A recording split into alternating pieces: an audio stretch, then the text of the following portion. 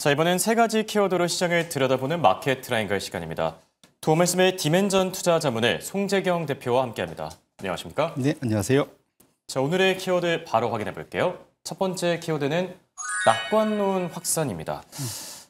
평소에 증시 비관론, 약세론을 많이 주장하는 JP모간조차도 지금 증시 전망치를 계속 올려잡고 있거든요. S&P 500 지수는 뭐 한 7,500으로 잡았고 코스피는 6,000 정도로 보고 있는데 12월 FOMC 전후로 국내외 시장은 어떻게 흘러가게 될까요? 1차적으로는 말씀 주신 대로 기대가 아주 많고요. 특히 네. 12월을 필두로 해서 내년도에는 소위 말하는 유동성 랠리, 그리고 미국은 드디어 이제 감세 효과가 본격적으로 나타날 거지 않습니까? 네. 이제 그것 자체가 시장을 이제 미국이 3년 차, 내년이 이제 4년 차 강세장의 지속 이렇게 기대를 하고 있는데요. 이제 첫 관문이 어찌 보면은 12월 달 FOMC다. 그렇죠. 봐야 될 것 같고요. 12월 달 FOMC에 대해서 지금 시장의 기대는 뭐 하루 이틀 사이에 왔다 갔다 하긴 하지만 지금은 확실하게 금리 인하에 베팅을 하고 있고요. 네. 더해서 내년도에도 추가적인 인하가 많을 것이다.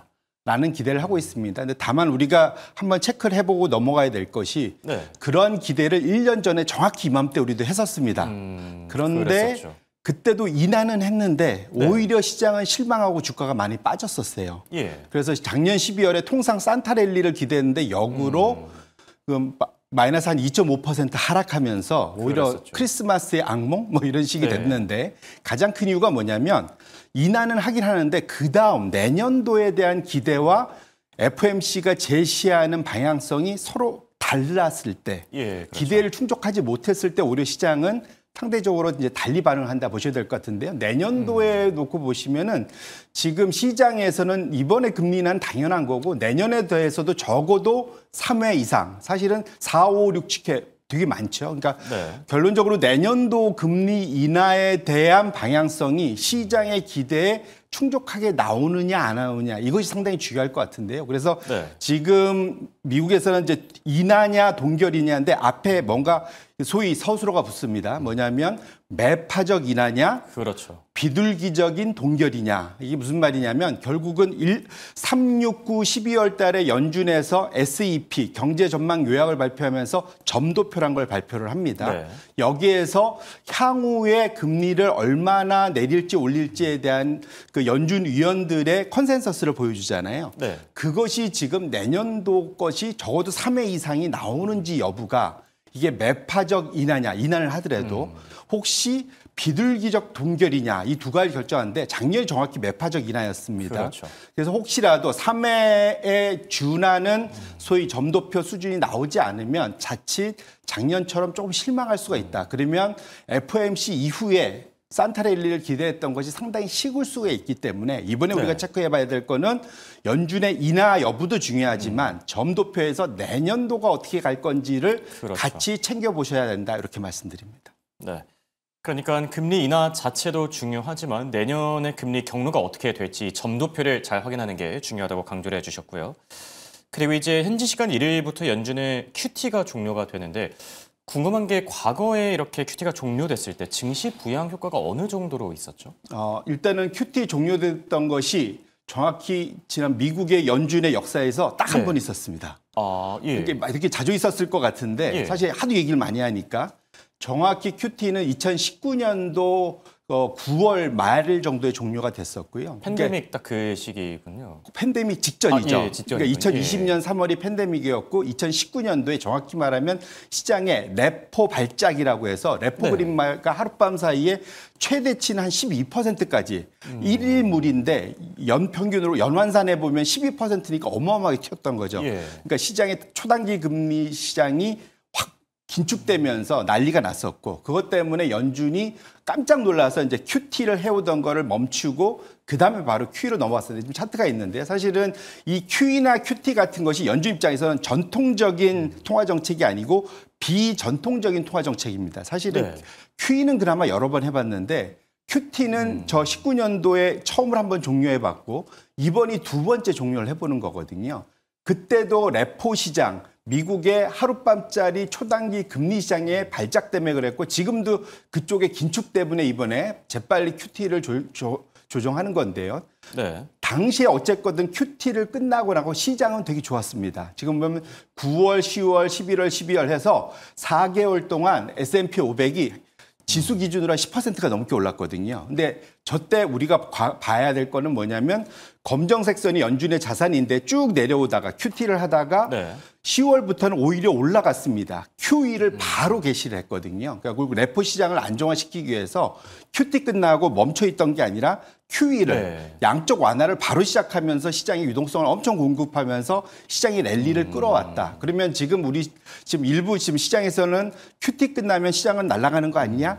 라는 기대를 하고 있는데 그 이제 그렇죠. 예. 19년도에 QE를 동시에 하느냐 마느냐가 상당히 중요하다. 근데 그때도 그랬지만 레포 발작이 얼마나 강하냐 여부인데 지금은 레포 시장이 불안하긴 한데 그 정도는 아니군요. 예, 발작 정도는 아니기 때문에 이번에 QE가 바로 개시될 가능성은 조금 낮아서 우리가 기대 수준은 조금 낮춰서 볼 필요가 있겠다 이렇게 말씀드립니다. 네.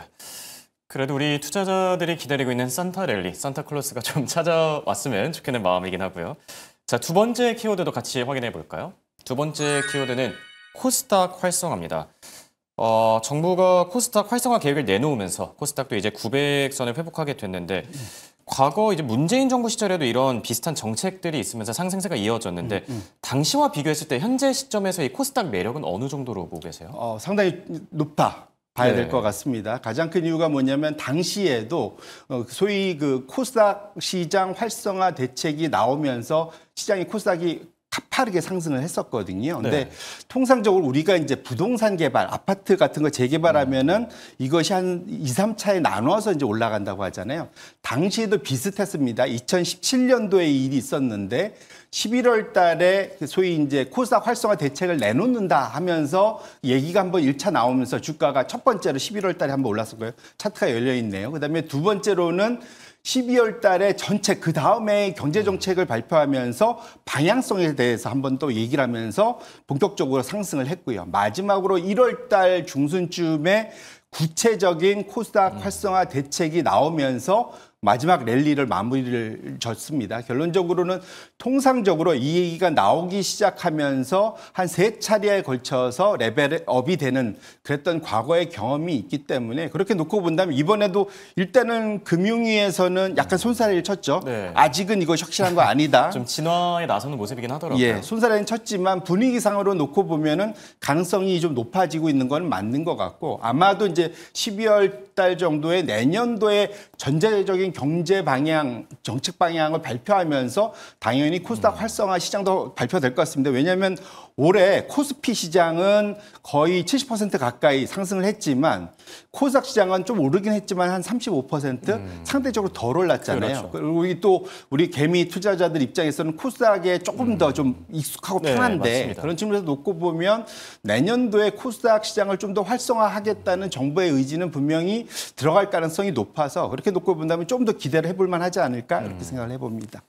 그렇다면 이 시점에서 좀 궁금한 게 이게 기대감만으로 계속 오를 수 있는지 코스닥의 상승세 어느 정도까지 좀 기대를 해보는 게 좋을까요? 예, 이제 통상적으로 코스닥 시장이 계절성이 있는데 우리가 통상 이제 미국에서 나온 얘기긴 하지만 12월 말에 세금 때문에 팔고 1월 달에 사는 거를 보통 제니어리 이펙트 1월 효과라고 하지 않습니까? 그렇죠. 그 효과가 가장 센 게 코스닥이다. 예. 그래서 평균적으로 월별로 코스닥 시장의 소위 월별 그 상승률을 보면은 1, 2월 달이 제일 높습니다. 그렇기 때문에 이번 통상적으로도 1, 2월 달이 코스닥 시장이 좋은데 여기에 이제 그렇죠. 이 소송 활성화 대책까지 더해주면 시너지가 나겠죠. 그렇죠. 그렇게 놓고 보면 1, 2월 달이 상당히 이제 효과가 좋을 수 있지 않을까 개인적으로 생각을 해보고 있습니다.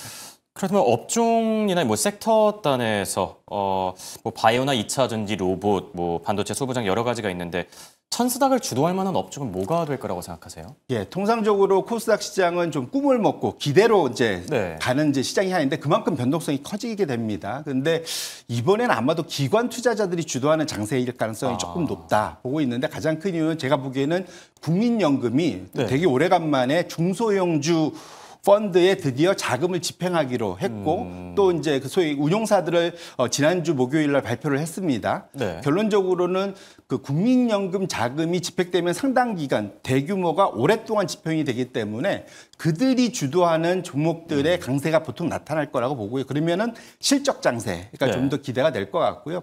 보통 그런 펀드들이 좋아하는 것은 최근 들어서 반도체, 2차 전지, 또 인바운드로 좀 좋아지는 이제 국내의 그러한 내수주들 이런 네. 것들이 대촉으로 좀 좋아하는 종목들로 알려져 있어요. 그래서 지금부터 보실 거면 기존의 방향성도 중요하겠지만 기관 투자, 국내 기관 투자자들이 특히 국민연금의 자금을 받은 그런 기관 투자자들이 좋아할 만한 종목들 위주로 아마 쫓아가시면 참고하시면 좀 더 좋지 않을까 이렇게 생각을 하고 있습니다.